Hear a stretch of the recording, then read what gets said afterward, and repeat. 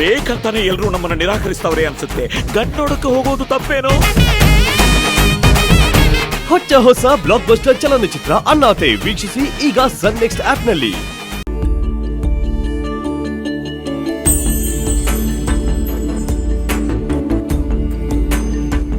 ನಮಸ್ಕಾರ, ಸುಪ್ರಭಾತ, ನಲ್ಬೆಳಗು. ದ್ರೋಹ ಶಾಸನದ ಇತಿಹಾಸವಾದ ಮಹಾಭಾರತವನ್ನ ಅಚ್ಚಳಿಯದ ರೂಪದಲ್ಲಿ ಅಚ್ಚಳಿಸಿದಂತಹವನು ನಮ್ಮ ಕುಮಾರವ್ಯಾಸ. ಮಮ್ಮಲ ಮರುಗಿದ ಕವಿ ಮನಸ್ಸು ಹಾಡಾಗಿ ಕವಿತೆಯಾಗಿ ಉಲಿದ ಶಬ್ದಗಳಿಂದ ಹುಟ್ಟಿದ್ದು ಪರಮಾದಿ ಕಾವ್ಯ ರಾಮಾಯಣ. ಇವುಗಳ ಸಾರ ಸರ್ವಸ್ವವನ್ನು ಸಾರ್ವಕಾಲಿಕ ಸತ್ಯಗಳಂತೆ ಹಿಡಿದಿಟ್ಟಿರುವಂತಹ ನಮ್ಮ ಈ ಕವಿ ಮುನಿಗಳ ರೀತಿ ಅನನ್ಯ, ಅಪರಿಮಿತ. ಈ ರಾಮಾಯಣ ಕಾವ್ಯದ ಸ್ವೀಕೃತಿಯನ್ನು ಅದೆಷ್ಟು ಹೊಸ ರೂಪದಲ್ಲಿ, ಅದೆಷ್ಟು ಮನಮುಟ್ಟುವ ರೂಪದಲ್ಲಿ ವಾಚಕರಿಗೆ, ಕೇಳುಗರಿಗೆ ಕೊಟ್ಟಿದ್ದಾನೆ ಅನ್ನುವಂತಹ ಶ್ರೇಷ್ಠತೆ ಇರುವಂತಹ ಮತ್ತೊಬ್ಬ ಅಜರಾಮರ ಕನ್ನಡ ಕವಿಯನ್ನು ಕುರಿತು ಈ ನವೆಂಬರ ಮಾಸದಲ್ಲಿ ನಾವು ಇಲ್ಲಿ ಸ್ತುತಿ ಮಾಡ್ತಾ ಇದ್ದೇವೆ. ಕವಿಗೆ ಕೇವಲ ನಮನ ಸಾಲದು, ಕವಿಯನ್ನು ನುತಿಸಬೇಕು ಅಂತ ಮತ್ತೊಂದು ಕವಿವಾಣಿ ಹೇಳುತ್ತೆ.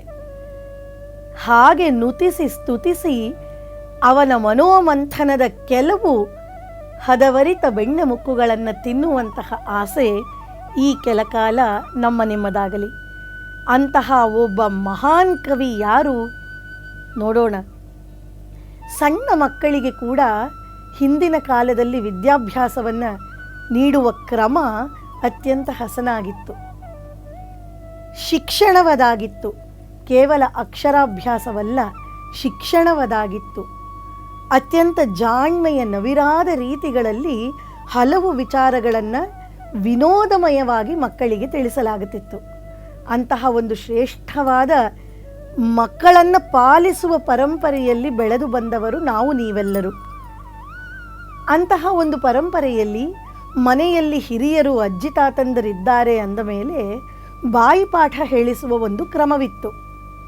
ಆ ಬಾಯಿಪಾಠದಲ್ಲಿ ಹಲವು ಮಗ್ಗಿಗಳನ್ನೋ, ಕಾಗುಣಿತವನ್ನೋ, ಮತ್ತೇನೋ ವಿಚಾರವನ್ನೋ ಹೇಳುವುದು ರೂಢಿಯಾದರೂ ಕಾಗುಣಿತವನ್ನು ಮಕ್ಕಳು ತಪ್ಪು ಹೇಳುತ್ತಿದ್ದರಂತೆ ಬಹಳಷ್ಟು ಬಾರಿ.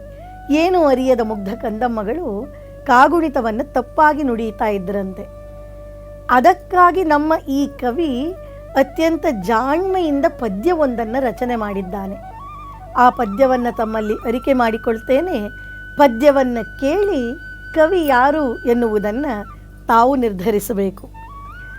ಕಮಲದಳ ನಯನ ಕಾಳಿಯ ಮಥನ ಕಿಸಲಯೋಪಮ ಚರಣ ಕೀಶಪತಿ ಸೇವ್ಯ ಕುಜಹರ ಕೂರ್ಮ ಸಮ ಸತ್ಕಪೋಲ ಕೇಯೂರಧರ ಕೈರವ ಶ್ಯಾಮ ಕೋಕನದ ಗೃಹೇಯ ರಮಣ ಕೌಸ್ತುಭ ಶೋಭ ಕಂಬು ಚಕ್ರ ಗದಾಬ್ಜ ಕಸ್ತೂರಿಕಾ ತಿಲಕ ಕಾವುದೆಂದು ಅಮಿತ ಪ್ರಭಾವ ಮೂರ್ತಿಯಂ ನುತಿಸಲು ಆತನಂ ಹರಿ ನೆಪಗಿದಂ ಕೃಪೆಯೊಳ್. ಹರಿ ನೆಪಗಿದಂ ಕೃಪೆಯೊಳ್, ಹರಿ ಕಾಪಾಡಿದ್ದಾನೆ ಕೃಪೆಯಿಂದ ಅನ್ನುವುದು. ಹರಿ ಸ್ತುತಿ ನೆಪದಿಂದ ಈ ಒಂದು ಕಾವ್ಯ ಸಮುದ್ಭೂತವಾಗಿದೆ, ಪದ್ಯ ಹುಟ್ಟಿದೆ. ಇದರಲ್ಲಿರುವಂತಹ ಸ್ವಾರಸ್ಯವನ್ನು ಗಮನಿಸಿ.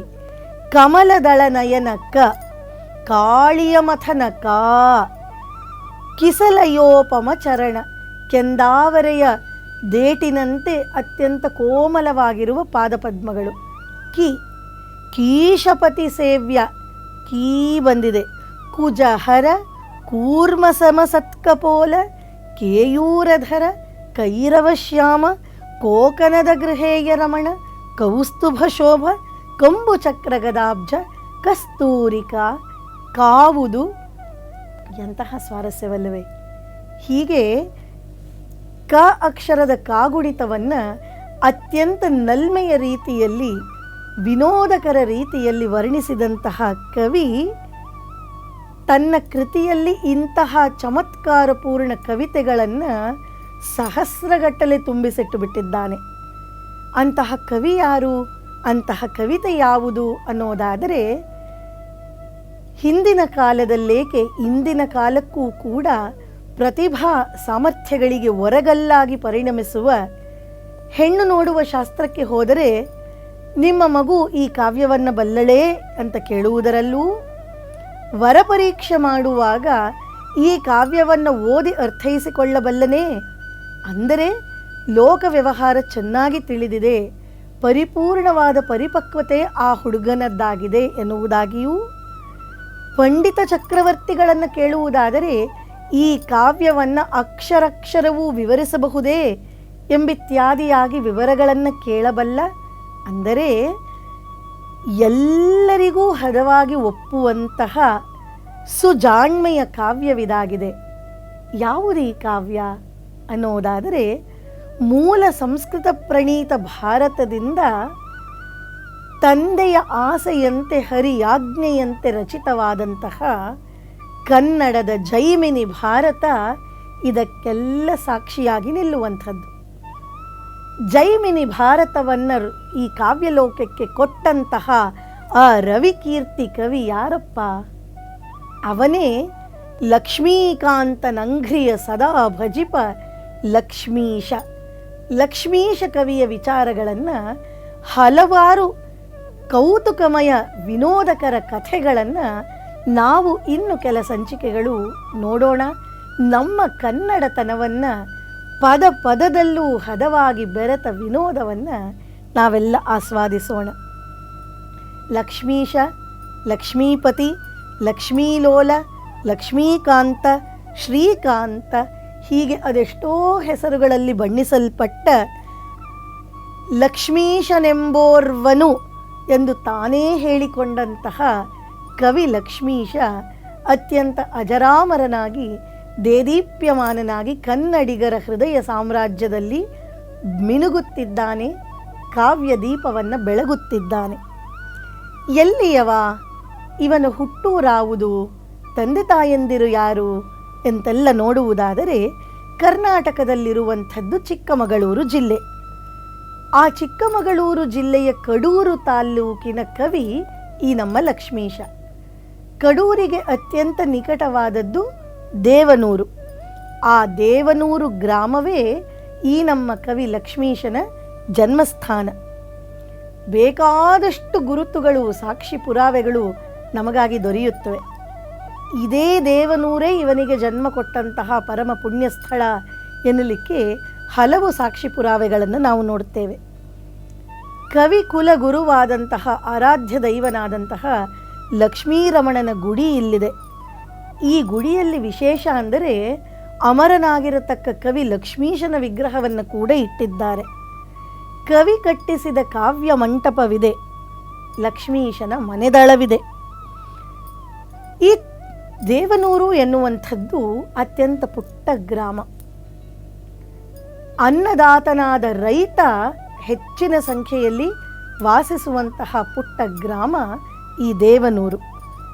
ಈ ಗ್ರಾಮದ ಜೀವನಾಡಿ ಅಲ್ಲಿರುವಂತಹ ಆಶ್ರಯದಾತ ಕೆರೆ, ಸುಮಾರು 1 ಮೈಲಿಗೂ ಹೆಚ್ಚು ವಿಸ್ತರಿಸುವಂತಹ, ಮೀರಿ ನಿಲ್ಲುವಂತಹ ಕೆರೆ, ಅದಕ್ಕೆ ತಾಕಿ ನಿಂತಿರುವಂತಹ ತೋಟ ಅತ್ಯಂತ ಸುಂದರವಾಗಿ ನೋಡುಗನ ಕಣ್ಮನವನ್ನು ಸೆಳೆದು ಬಿಡುತ್ತೆ. ಹಣ್ಣು ಹಂಪಲುಗಳಿಂದ ಸಮೃದ್ಧವಾದ ವನರಾಜ ವೃಕ್ಷರಾಜಗಳು ಅಲ್ಲಿ ಸಮೃದ್ಧವಾಗಿ ತಲೆ ಎತ್ತಿ ನಿಂತಿವೆ. ಮಾವು ಹುಣಸೆ ಮರಗಳು ತಮ್ಮತ್ತ ನೋಡುಗನನ್ನು ಕೈಬೀಸಿ ಕರೆಯುವಂತೆ. ಹೀಗೆ ಸಸ್ಯ ವನರಾಜಿಯಿಂದ ತುಂಬಿರತಕ್ಕಂತಹ ಕೆರೆಯ ಏರಿಯಲ್ಲಿರತಕ್ಕಂತಹ ದೇವನೂರು ಭೂಸ್ವರ್ಗ ಅಂತ ಹೇಳಿದರೆ ಖಂಡಿತವಾಗಿಯೂ ತಪ್ಪಾಗುವುದಿಲ್ಲ. ಕವಿ ಲಕ್ಷ್ಮೀಶನಿಗೆ ತನ್ನ ಹುಟ್ಟೂರು ಎಂದರೆ ದಿವ್ಯವಾದ ಪ್ರೇಮವಂತೆ. ಜನನೀ ಜನ್ಮಭೂಮಿಶ್ಚ ಸ್ವರ್ಗಾದಪಿ ಗರೀಯಸಿ ಎನ್ನುವ ರಾಮನ ಮಾತನ್ನು ತಾನೂ ಕೂಡ ಅನುಮೋದಿಸುವಂತೆ ಹುಟ್ಟೂರನ್ನು ಪ್ರಾಣಪ್ರಿಯವಾಗಿ ಸ್ವೀಕರಿಸಿದ್ದವನು ನಮ್ಮ ಕವಿ ಲಕ್ಷ್ಮೀಶ. ಇಲ್ಲಿಯ ಗಿಡಮರಗಳೇ ಕಲ್ಪವೃಕ್ಷ. ದೇವನೂರಿನಲ್ಲಿ ಕಾಂಬ ಗಿಡ ಮರಗಳು ಕಲ್ಪವೃಕ್ಷ. ಇಲ್ಲಿಯ ಜಲ್ಲಿ ಕಲ್ಲುಗಳೇ ಸಾಲಿಗ್ರಾಮಗಳು, ಅಕ್ಕಪಕ್ಕದ ಕೆರೆ ಕಟ್ಟೆಗಳೇ ಪುಣ್ಯ ನದಿಗಳು, ಊರ ಮುಂದಿನ ಕೆರೆಯೇ ಸಮುದ್ರ, ಲಕ್ಷ್ಮೀಕಾಂತನ ಗುಡಿಯೇ ವೈಕುಂಠ, ದೇವನೂರೇ ಕೈಲಾಸ ಅಂದ ಮೇಲೆ ನಾನಿಲ್ಲೆಲ್ಲಿ ಮತ್ತೆ ಹೋಗಲಿ ಅಂತ ಕವಿ ಹೇಳ್ತಾನೆ. ಇಂತಹ ಉತ್ತಮೋತ್ತಮ ನುಡಿಗಳನ್ನು ಹೇಳುವ ಈ ಕವಿ ಲಕ್ಷ್ಮೀಶನ ಅನೇಕ ವಿಚಾರಗಳನ್ನು ತಿಳಿದುಕೊಳ್ಳೋಣ. ತನ್ನ ಕಾವ್ಯದಲ್ಲಿ ದೇವಪುರ, ಅಮರಪುರ, ಸುರಪುರ, ದಿವಿಜಪುರ ಹೀಗೆಲ್ಲ ತನ್ನೂರನ್ನು ಲಕ್ಷ್ಮೀಶ ವರ್ಣಿಸಿದ್ದಾನೆ. ಹುಟ್ಟಿದ ಊರಿಗೆ ಅಷ್ಟಿಷ್ಟು ಸೇವೆ ಮಾಡಿದರೂ ಸಾಕು, ನನ್ನ ಬಾಳು ಧನ್ಯ ಅಂತ ಸ್ವೀಕರಿಸಿರುವಂತಹ ಲಕ್ಷ್ಮೀಶ ತಾನು ಬೆಳೆದು ದೊಡ್ಡವನಾದ ಮೇಲೆ ಊರಿಗೆ ಹಲವು ರೀತಿಗಳಲ್ಲಿ ಮಹದುಪಕಾರವನ್ನು ಮಾಡಿದ್ದಾನೆ. ತಾನೇ ಕಟ್ಟಿಸಿದಂತಹ ಅಥವಾ ತಾನೇ ಜೀರ್ಣೋದ್ಧಾರ ಮಾಡಿಸಿದಂತಹ ಆ ಊರಿನ ತುಂಬೆಲ್ಲ ಹಣ್ಣು ಹಂಪಲುಗಳು ತುಂಬಿರುವ ತೋಟವನ್ನು, ಸುಂದರ ಪುಷ್ಪಗಳಿಗೆ ಆಕರವಾಗಿರುವ ತೋಟವನ್ನು ಲಕ್ಷ್ಮೀಶ ಇನ್ನಷ್ಟು ಸಮೃದ್ಧವಾಗಿಸಿದ್ದಾನೆ. ಆ ಊರಿನಲ್ಲಿ ಸಿಹಿ ನೀರಿಗೆ ಬರವಿದ್ದುದರಿಂದ ಬಾವಿಯನ್ನು ತೋಡಿಸಿದ್ದಾನೆ. ಊರ ನೋಡ ಬರುವವರಿಗೆ ಸೂರ್ಯನ ಝಳ ತಾಕಬಾರದೆಂದೇಳಿ ಅಲ್ಲಿ ಸಾಲು ಮರಗಳನ್ನು ನೆಡೆಸಿದ್ದಾನೆ. ಹೀಗೆ ಊರ ಆಸರೆಯಾದ ಕೆರೆಯಲ್ಲಿ ನೀರು ತಗ್ಗಿ ಹೋದ ಕಾರಣ 4 ಕಡೆ ಕಾಲುವೆಗಳನ್ನು ತೆಗೆಸಿದ್ದಾನೆ. ಕವಿಯಾಸೆಯಂತೆ ಕೆರೆ ಚೆನ್ನಾಗಿ ಉಕ್ಕಿ ಬಂದಿದೆ, ಕೆರೆ ಹರಿಯತೊಡಗಿದೆ, ಲಕ್ಷ್ಮೀಶನ ಗುಡಿ ಹಸನಾಗಿ ಜೀರ್ಣೋದ್ಧಾರವಾಗಿದೆ. ಕೊಠಾರ ಮಂಟಪದ ಬಗ್ಗೆಯೂ ಕೂಡ ಈತ ಚೆನ್ನಾಗಿ ಚಿಂತೆ ಮಾಡುತ್ತಾ ತಾನೇ ಟೊಂಕ ಕಟ್ಟಿ ನಿಂತು ಆ ಮಂಟಪವನ್ನು ಕೂಡ ಮತ್ತೆ ಆಳು ಕಾಳುಗಳೊಡನೆ ಮರಳು ಜಲ್ಲಿಗಳನ್ನು ತಲೆಯ ಮೇಲೆ ಹೊತ್ತು ಕಟ್ಟಿಸಿದ್ದಾನೆ. ಹಾಗಾಗಿ ಇಂದಿಗೂ ಕೂಡ ದೇವನೂರಿನಲ್ಲಿ ಕವಿ ಕಟ್ಟಿದ ಕಾವ್ಯ ಮಂಟಪ ಎನ್ನುವುದಾಗಿ ಇದು ಅತ್ಯಂತ ಶೋಭಾಯಮಾನವಾದ ಹೆಸರನ್ನು ಪಡೆದುಕೊಂಡಿದೆ. ತನಗೆ ಸಂದಂತಹ ಅಪಾರವಾದ ಬಹುಮಾನಗಳ ಪುರಸ್ಕಾರಗಳ ಧನವನ್ನು ತನ್ನೂರಿನ ಜೀರ್ಣೋದ್ಧಾರಕ್ಕಾಗಿ ಕವಿ ಲಕ್ಷ್ಮೀಶ ಬಳಸಿದ್ದಾನೆ ಎನ್ನುವುದರಲ್ಲಿ ಎಂತಹ ಶ್ರೇಷ್ಠತೆ ಇದೆ ಅಲ್ಲವೇ ಮಿತ್ರರೇ. ನಾವೆಲ್ಲ ದುಡ್ಡು ದೊರೆತ ಕೂಡಲೇ ನನಗೇನು ನನಗೇನು ನನಗೇನು ಅನ್ನುವಂತಹ ಮಂದಿ. ಆದರೆ ಕವಿ ಲಕ್ಷ್ಮೀಶ ತನಗೆ ದೊರೆತ ಹಣವೆಲ್ಲವನ್ನ ಊರಿನ ಒಳಿತಿಗಾಗಿ ವ್ಯಯ ಮಾಡಿದ್ದಾನೆ. ಹಾಗಾಗಿ ತನಗಾಗಿ ಬದುಕದೆ ತನ್ನವರಿಗಾಗಿ ತನ್ನೂರಿಗಾಗಿ ಬದುಕಿದಂತಹ ಈ ಕವಿ ಅಜರಾಮರನಾಗಿ ನಿಂತಿದ್ದಾನೆ.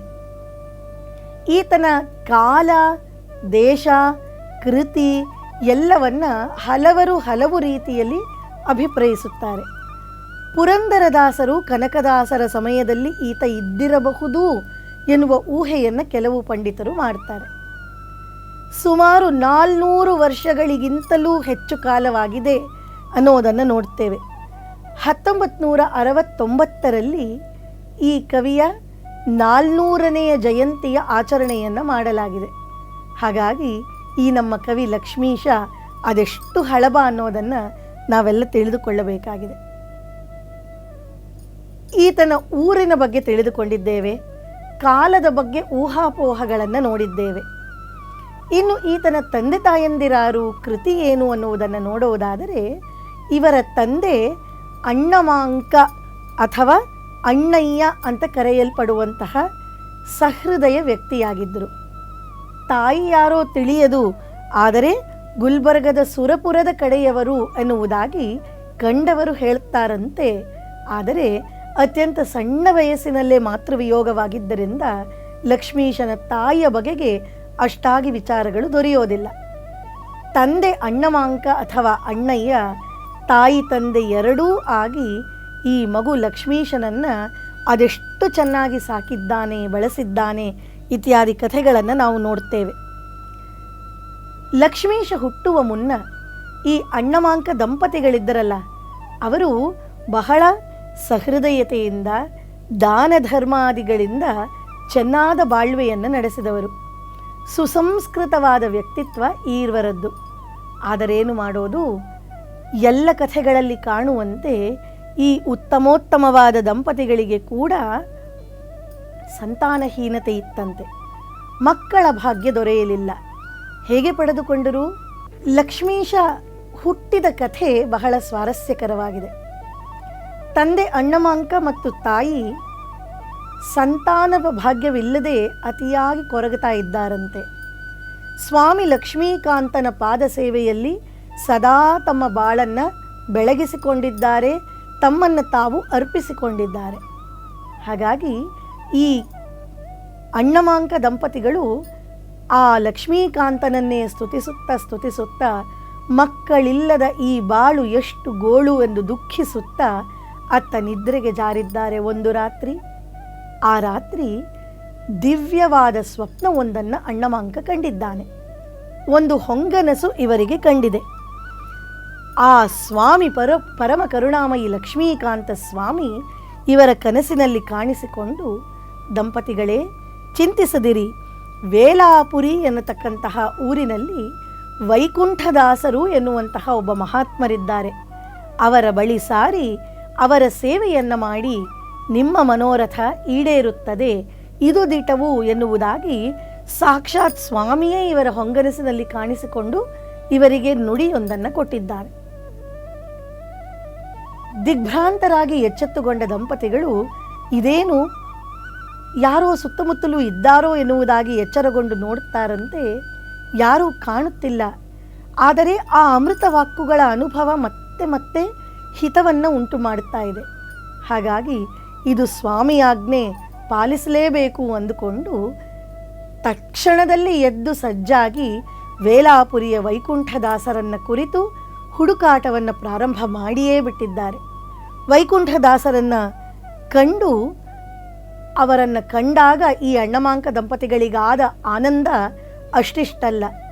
ಅವರ ಚರಣಕ್ಕೆ ಮಣಿದು ಅವರ ಸೇವೆಯನ್ನು ಅತ್ಯಂತ ವಿನೀತ ಭಾವದಿಂದ ಮಾಡಿದ್ದಾರೆ. ದಂಪತಿಗಳಿರುವರು ಚೆನ್ನಾಗಿ ಸೇವೆ ಮಾಡಿರುವುದರಿಂದ ವೈಕುಂಠದಾಸರು ಅನುಗ್ರಹ ನುಡಿಯನ್ನು ಹೇಳಿದ್ದಾರೆ. ಎಲೈ ಸುಭಕ್ತ ದಂಪತಿಗಳಿರ, ನಿಮಗೆ ಕುಲದೇವರ ಅನುಗ್ರಹವಾಗಿದೆ. ನಿಮ್ಮ ಕುಲದೇವನಾದ ಲಕ್ಷ್ಮೀಕಾಂತ ಸ್ವಾಮಿ ನಿಮಗೆ ಅನುಗ್ರಹವನ್ನು ಮಾಡಿದ್ದಾನೆ. ಇದೋ ತೆಗೆದುಕೊಳ್ಳಿ ನಿಮ್ಮ ಈ ಎಲ್ಲ ಸೇವೆಗೆ ಸಲ್ಲುವ ಶುಭ ಫಲ ಮಂತ್ರಾಕ್ಷತೆಯನ್ನು. ನಿಮ್ಮೂರಿಗೆ ತಾವು ತೆರಳಿ ಈ ಎಲ್ಲ ಕಾರ್ಯವನ್ನು ಚೆನ್ನಾಗಿ ಸಿದ್ಧಿಸಿಕೊಳ್ಳಿ. ಸತ್ಸಂತಾನ ಪ್ರಾಪ್ತಿಯಾಗುವುದು, ಇದು ಕುಲದೇವರಾಣೆ ಎನ್ನುವಂತಹ ಮಾತನ್ನು ಹೇಳಿದ್ದಾರೆ. ಇಲ್ಲಿಂದ ಅತ್ಯಂತ ಸಂತುಷ್ಟರಾದಂತಹ ದಂಪತಿಗಳು ತಮ್ಮೂರಾದ ಈ ದೇವನೂರಿಗೆ ಮರಳಿದ್ದಾರೆ. ದೇವನೂರಿಗೆ ಮರಳಿ ಬಂದು ಎಡೆಬಿಡದೆ ಲಕ್ಷ್ಮೀಕಾಂತನ ಪೂಜೆಯನ್ನು ಅನವರತ ಭಕುತಿಯಿಂದ ಮಾಡಿದ್ದಾರೆ.